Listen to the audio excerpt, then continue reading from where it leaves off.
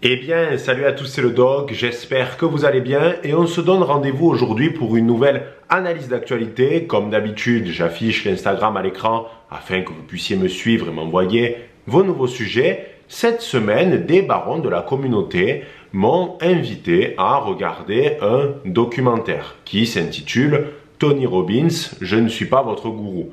En réalité, le titre du documentaire est en anglais, mais vous connaissez mon accent légendaire dans cette langue. Mais bon, ne pas avoir d'accent en anglais, c'est un humanisme. Le reportage est disponible sur Netflix. Je n'ai pas un abonnement sur cette plateforme, par conséquent, je l'ai regardé différemment. Mais ce documentaire était extrêmement intéressant et il convient d'analyser certaines idées qui sont développées à l'intérieur de ce dernier. Cette vidéo va se découper en 3 parties différentes. Dans la première, je vais revenir sur le parcours de vie de Tony Robbins, pour ceux qui ne le connaissent peut-être pas dans la communauté des barons. Puis ensuite, je vais analyser le documentaire en lui-même, qu'est-ce que fait Tony Robbins dans ce reportage. Et enfin, pour terminer, je vais essayer de répondre à une question qui revient assez fréquemment et il convient d'apporter une réponse définitive. Est-ce que le développement personnel est une arnaque? Est-ce que c'est le plus grand mensonge de l'histoire de l'humanité? La réponse, je vais vous la dire, je vais vous divulgacher dès maintenant, c'est non. Et je vais vous apporter des arguments en ce sens. Maintenant que le plan a été posé, on peut y aller. Tony Robbins, il est né en 1960 dans le quartier North Hollywood. Il vient d'une famille assez compliquée dans la mesure où ses parents ont divorcé quand il était petit et il a vécu longtemps avec sa mère qui avait de gros problèmes d'addiction à certains antidépresseurs. Tellement que Tony devait aller très fréquemment chez le pharmacien pour demander des nouveaux cachets alors que la mère n'avait pas d'ordonnance et il devait dire qu'elle avait perdu les cachets, etc. Cette situation, elle a duré pendant plusieurs années et parfois la mère de Tony Robbins était violente envers ce dernier. Mais elle avait une relation complexe avec lui. D'un autre côté, elle avait besoin de Tony à la maison, notamment pour ses cachets, et de l'autre, elle pouvait être violente avec lui. Mais à l'âge de 17 ans, il en a eu marre de tout ça, il a voulu voler de ses propres ailes et il a quitté le foyer familial. Il n'en demeure pas moins que Tony Robbins n'a aujourd'hui aucune forme de haine ni d'animosité à l'égard de sa mère, car pour lui, ça fait partie de son parcours et il ne serait pas l'homme qu'il est aujourd'hui s'il n'y avait pas eu sa mère auparavant. Tony Robbins, il a alors travaillé en qualité de concierge dans un hôtel. Et il était particulièrement admiratif du propriétaire de ce dit hôtel car il venait d'une famille pauvre et qu'il avait réussi à se faire de l'argent. Et un jour, Tony Robbins lui a demandé comment il a réussi à devenir aussi riche. Et le propriétaire de l'hôtel lui a répondu qu'il a écouté les enseignements de Jim Rohn. Jim Rohn, c'est un coach en développement personnel, un coach en entreprise qui est devenu multimillionnaire alors que lui-même venait d'une famille très pauvre. Ainsi, quand Tony Robbins est tombé sur les travaux de Jim, ça a été la révélation. Il a suivi la plupart de ses conférences et il est devenu au fur et à mesure son petit protégé. Et Tony Robbins, ensuite, il a commencé sa propre carrière de coach en développement personnel et en entreprise. Et aujourd'hui, il est multimillionnaire. Alors, Tony Robbins avait été accusé d'avoir eu des comportements inappropriés envers les femmes pendant l'ère MeToo, mais au final, rien n'a été prouvé et surtout, il mène des activités de philanthropie. Il a sa propre fondation et il donne à des personnes âgées, des gens sans abri ou bien même à des enfants victimes de trafic en tout genre. Donc, Tony, c'est un mec bien. Maintenant que j'ai analysé brièvement la vie et le parcours de Tony Robbins, il convient de parler de ce fameux documentaire « Tony Robbins, je ne suis pas votre gourou ». En fait, ce reportage, il suit un séminaire qu'a créé Tony Robbins et qui se déroule chaque année en Floride aux États-Unis. Il s'agit du rendez-vous avec votre destin. Bon, le nom n'est pas terrible, mais il faut savoir qu'il y a des milliers de personnes qui se rendent chaque année à ce séminaire qui se déroule sur une semaine. Pour y rentrer, il faut payer 4 000 $. C'est le ticket d'entrée pour assister au séminaire de Tony Robbins. Alors, j'ai fait mes recherches, je n'arrive pas à déterminer si c'est seulement pour accéder au séminaire ou si ça comprend également la nourriture et le logement, car le séminaire prend place dans un hôtel de luxe. La question reste en suspens et je reviendrai plus loin dans la vidéo sur ce lien entre le développement personnel et l'argent. Ce qui est particulièrement intéressant avec ce séminaire, c'est que des gens du monde entier peuvent y participer même s'ils ne maîtrisent pas l'anglais, car il y a des traducteurs en temps réel qui vont traduire les paroles de Tony Robbins en français, en allemand ou bien même en russe. Parce que si vous êtes étranger et que vous allez voir Tony Robbins, on vous donne un casque et vous allez avoir la traduction instantanément. Et ça, c'est plutôt une très bonne idée pour des gens qui ne maîtrisent pas l'anglais. Mais surtout, rendez-vous avec votre destin a une forme bien particulière. En fait, chaque jour, il y a une thématique différente et des gens dans le public, dans l'assistance, racontent leurs propres problèmes devant à la fois toute une assemblée, composée à peu près de 2500 personnes, et bien sûr devant Tony Robbins. Dans le documentaire, il va venir en aide à plusieurs personnes. Il y a un jeune homme qui est dépressif et qui a parfois des pensées suicidaires. Il y a une femme qui n'est pas du tout à l'aise dans son couple. Il y a une autre jeune femme qui a vécu des choses terribles parce qu'elle est née dans une secte. Et enfin, il y a un couple qui n'est pas exactement sur la même longueur d'onde car l'homme manque de virilité. Il a perdu sa masculinité il y a bien longtemps. Et donc, ces gens vont témoigner devant toute l'assemblée et Tony Robbins leur pose une série de questions et ensuite, il apporte des conseils pragmatiques. Déjà, ce qui saute aux yeux, c'est que lorsque ces gens-là se livrent à Tony Robbins, il va les sonder. Il les regarde, il leur pose des questions, il prend le temps de les écouter et il a presque, je dirais même, un comportement de mentaliste parce qu'il va décrypter n'importe quel geste, n'importe quel mot et il va réussir à mettre le doigt sur la problématique de la personne. Parfois, la conversation commence par rapport à certains sujets bien précis et Tony Robbins arrive à trouver l'origine de leur mal-être comme ça, en un claquement de doigts, d'une manière très rapide et efficace. Donc ce qui est impressionnant, c'est à la fois la capacité d'écoute de Tony Robbins, qui ne dit absolument rien quand les gens se livrent à lui, et surtout à quel point il est chirurgical dans son analyse des problèmes. Et il donne des conseils très pragmatiques, réalistes, froid et sans aucune émotion. Alors il y a un détail qui est assez majeur avec Tony Robbins, c'est qu'il est parfois très vulgaire. Il y a un moment du documentaire qui est lunaire où une jeune femme qui a des problèmes dans son couple explique que son père était un homme merveilleux, qui lui disait oui à tout, qu'elle était la petite princesse de la famille. Et d'un coup, Tony Robbins, il lui dit « ton père, c'est un enculé ». Comme ça, dans le plus grand des calmes, devant 2500 personnes. Alors, on peut trouver ça choquant et Tony Robbins explique lui-même que dans toutes les langues, dans toutes les cultures, il y a des mots qui sont tabous et quand on va prononcer ces mots, on va créer un électrochoc chez la personne en face. En réalité, pourquoi Tony Robbins insulte le père de cette dame? C'est parce qu'il juge que le père est responsable du problème que rencontre cette dernière, car elle est insatisfaite en amour, elle trouve que les hommes sont agaçants, surtout quand ils vont dire non, et c'est un problème parce que pour Tony Robbins, ça signifie que son père lui a laissé tout passer, c'était la petite princesse, elle s'est habituée à cette posture-là de l'homme qui va dire oui constamment, et dès qu'il y a un homme qui va lui dire non, ça suffit, ça va plus. Donc Tony Robbins, il peut être froid, il peut être vulgaire, mais c'est toujours dans un objectif bien déterminé, pour faire prendre conscience à la personne en face de lui qu'il y a un problème originel qu'il convient de traiter. D'ailleurs, la plupart des gens qui viennent voir Tony Robbins sont déjà conscients des problèmes dans leur vie. Les conseils qu'il donne, bien que très pragmatiques, ils sont déjà connus par les gens qui viennent le voir. Mais en fait, ces gens-là ont besoin que ça soit Tony Robbins qui donne ces conseils, parce qu'il est charismatique, parce qu'il a une mâchoire de dinosaure, parce que c'est une figure paternaliste et que surtout il a une voix d'or, ce qu'on appelle les voix d'or, les voix particulièrement graves, agréables à écouter. Les gens qui viennent voir Tony Robbins sont conscients de leurs problèmes, ils savent quelles sont les solutions, mais il faut que ça soit Tony Robbins qui leur dise « Putain, bouge-toi le cul ». Tony Robbins, il est très fort parce que ce n'est pas le seul qui va agir pendant la résolution des problèmes. Toute la communauté a un rôle à jouer. Lorsque la personne va témoigner, il va y avoir des marques d'affection du public.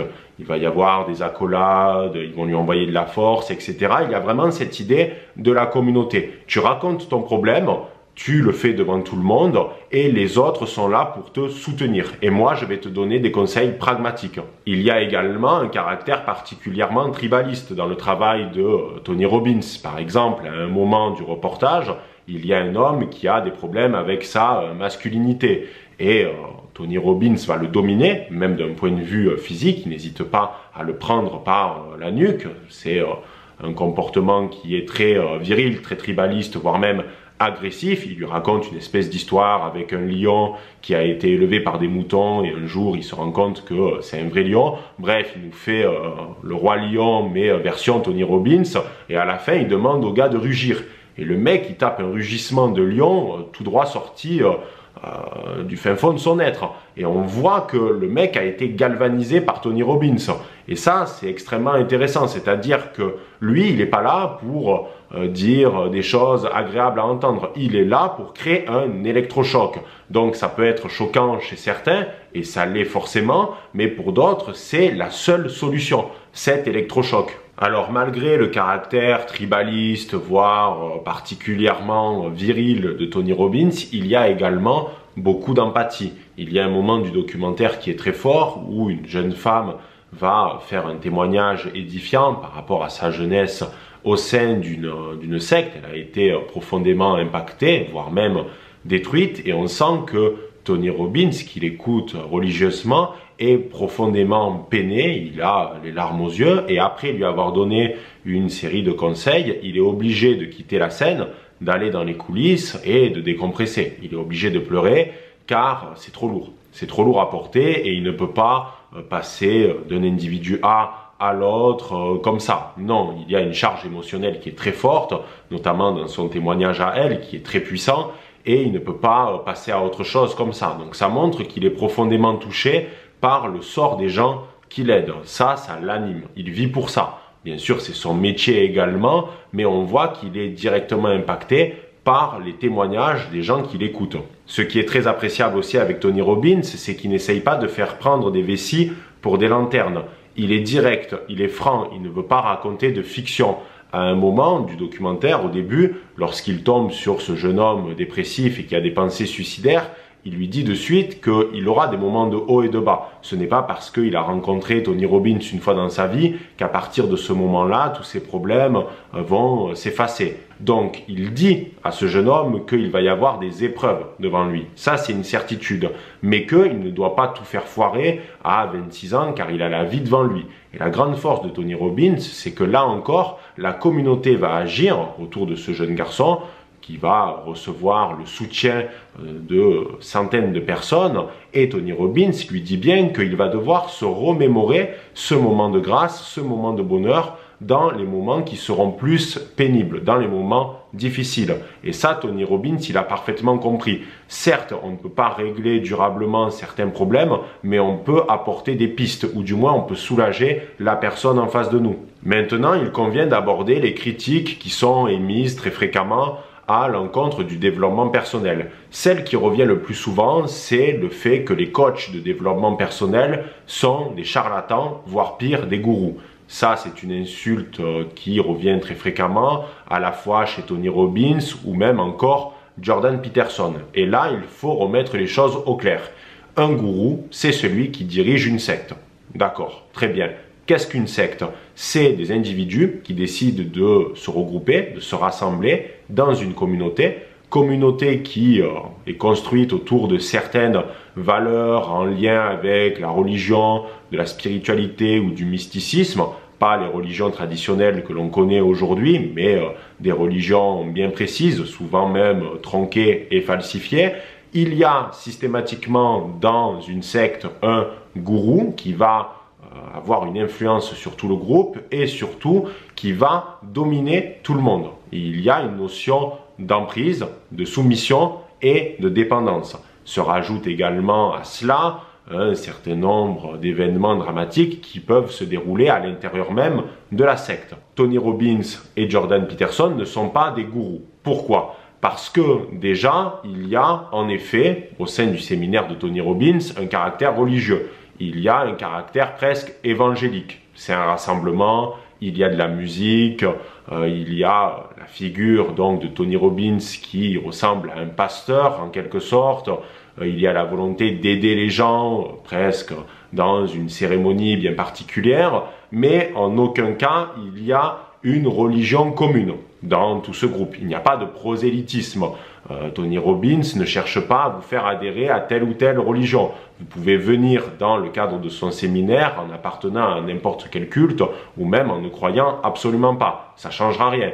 De plus, les individus qui participent au séminaire ne vivent pas en communauté. Certes, ils vont vivre ensemble pendant 6 jours, mais après, chacun rentre chez soi et les moutons sont bien gardés. Il n'y a pas également de sévices graves au sein même de ce séminaire. Ça serait grave, ou sinon la police aurait fait une descente au bout de 3 jours. Alors certes, il y a un dénominateur commun entre le gourou et le coach en développement personnel, c'est qu'ils exercent une influence. Mais le fait d'exercer une influence sur une communauté ne veut pas dire de facto qu'elle est néfaste. De plus, que ça soit Tony Robbins ou Jordan Peterson, ils l'ont dit à de multiples reprises, ils donnent juste des conseils, même s'ils font pas exactement la même chose. Ils appellent pas les gens à adhérer à une vision du monde bien spécifique. C'est une invitation et on l'a vu il y a quelques jours avec le manifeste conservateur de Peterson. De plus, la plupart des critiques du développement personnel n'ont en réalité jamais eu besoin eux-mêmes de développement personnel, donc ils comprennent pas pourquoi ça peut être utile chez d'autres personnes. Or, il y a des individus pour qui le développement personnel peut représenter une forme de solution. Ça peut être bien un bagage de conseils pragmatiques et il faut prendre le développement personnel comme ça, comme tel. C'est pas une discipline scientifique, c'est pas une science exacte. Il faut voir le développement personnel juste comme une série de conseils pragmatiques donnés entre deux adultes responsables. C'est un individu qui va te dire tu devrais peut-être faire ça, mais c'est pas forcément quelque chose de néfaste. Toi en face, tu as un libre arbitre, tu peux écouter ou non. Personne n'est obligé à suivre les injonctions de Tony Robbins ou de Jordan Peterson. C'est faux. Les gens qui critiquent le développement personnel n'ont peut-être jamais eu besoin de ça dans leur vie, car ils ont déjà ces enseignements en eux ou ils ont bénéficié d'une bonne éducation. Tout le monde n'a pas eu cette chance d'avoir bénéficié d'une famille stable où on a pu avoir certains conseils de vie pragmatiques. Et là, ces gens qui ont eu cette carence originelle, ils ont besoin de la trouver ailleurs. C'est tout. Et même quand ils ont eu cette éducation-là, avec un bagage de valeurs bien précis, ils ont besoin que des fois ces conseils-là viennent de l'extérieur. Le problème, c'est que les critiques du développement personnel ont tendance eux-mêmes à surestimer l'importance du développement personnel. On peut aussi les comprendre car il y a des gens qui en font une religion. Aux États-Unis ou en Angleterre, je ne peux que constater qu'il y a un certain nombre de vidéastes qui tombent dans un piège bien précis, celui du mindset, c'est en somme l'état d'esprit où des gars vont se donner comme objectif d'avoir un programme de vie bien particulier, se lever à 5 heures du matin, faire une douche froide, commencer sa journée par des pompes ou ce genre de conneries, et au bout d'une semaine, s'ils n'ont pas réussi à respecter au poil près ce programme, ils estiment que ce sont des merdes. Alors là, c'est très dangereux parce que le développement personnel, c'est pas une fin en soi. Il y a des gens qui sont tellement obsédés par cette notion de contrôle, de sécurité, de tout planifier, qu'ils s'abandonnent dans le développement personnel. Et ça, par contre, c'est mauvais. Il faut créer une sorte de distance, prendre ce qui est bon et rejeter tout simplement ce qui est mauvais. Rien de plus. Il faut également comprendre que les coachs de développement personnel sont des hommes. Ils ne se prétendent pas pour Dieu, ni même pour le Christ. Ça, c'est complètement faux. Il y a une scène qui est assez marquante où Jordan Peterson fait une conférence et soudain, un homme jaillit, il vient directement sur la scène, il pleure et il demande de l'aide. Et Jordan Peterson lui dit qu'il espère qu'il va trouver l'aide nécessaire et il est allé le voir par la suite à la fin de la conférence et on voit que tout le long, Jordan Peterson a été profondément impacté par ce qui s'est passé. Parce que ces gens-là sont des hommes. Ils ne peuvent pas régler tous les maux de la terre. Et eux-mêmes, ils le disent. Si Jordan Peterson et Tony Robbins posaient leur tête sur les gens qui ont des problèmes et qu'ils arrivaient à les effacer complètement, ça serait connu. Il y aurait des gens qui feraient la queue devant chez eux quotidiennement. Eux, ils donnent des éléments de réponse. Si demain tu vas regarder des vidéos de Jordan Peterson ou de Tony Robbins, ce n'est pas le simple fait de regarder la vidéo qui va te permettre d'aller mieux. Non, c'est parce que tu vas prendre les choses intéressantes et tu vas les appliquer dans ta propre vie, dans ta propre existence. Et à partir de là, tu auras forcément des répercussions positives. Mais ça implique une action de celui qui regarde. Parce qu'il doit y avoir un certain nombre de gens qui sont déçus, à juste titre, parce qu'ils participent au séminaire de Tony Robbins ou qui regardent les vidéos de Jordan Peterson et leur vie ne s'est pas métamorphosée. Mais il faut comprendre aussi que le développement personnel n'a pas pour objectif de transformer un âne en cheval de course. Cette expression est très violente, mais elle est vraie. Une personne qui a 5 ans de QI ne pourra jamais devenir astronaute. Il ne faut pas rêver, car il n'a pas les compétences, il n'a pas le bagage. Ça, cette terrible vérité, il y a des coachs en développement personnel qui le disent, même si j'aime pas trop ce terme, comme Jordan Peterson ou Tony Robbins, mais là où le développement personnel peut être en effet dangereux, c'est quand quelqu'un va te faire miroiter certaines choses alors que c'est clairement inaccessible. Là, en effet, ça peut être dangereux, mais c'est au cas par cas. De plus, depuis tout à l'heure, j'utilise le terme de développement personnel, mais en réalité, c'est un fourre-tout. Est-ce que Jordan Peterson fait exactement la même chose que Tony Robbins?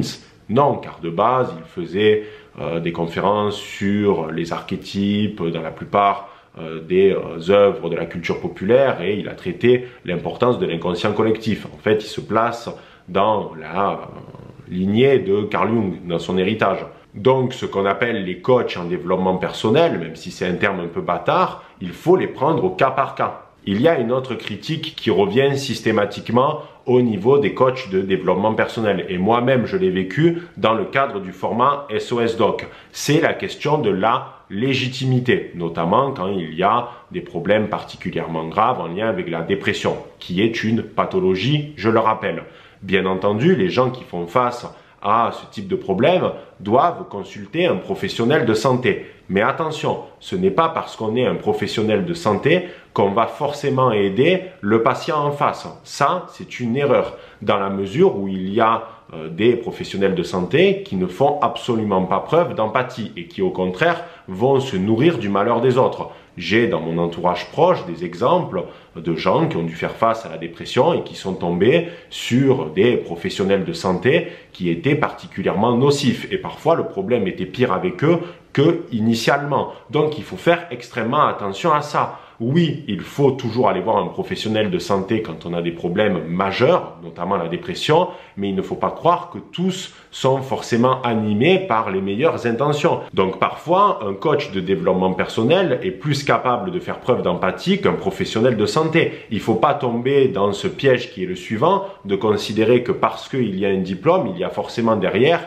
les clés de la vérité. De plus, rien n'empêche une personne qui est atteinte de la dépression d'à la fois regarder les conseils d'un coach en développement personnel et d'être suivi par un professionnel de santé. Il y a une critique qui revient aussi très fréquemment, c'est le fait que des hommes comme Tony Robbins s'enrichissent sur le malheur des autres, sur leur détresse.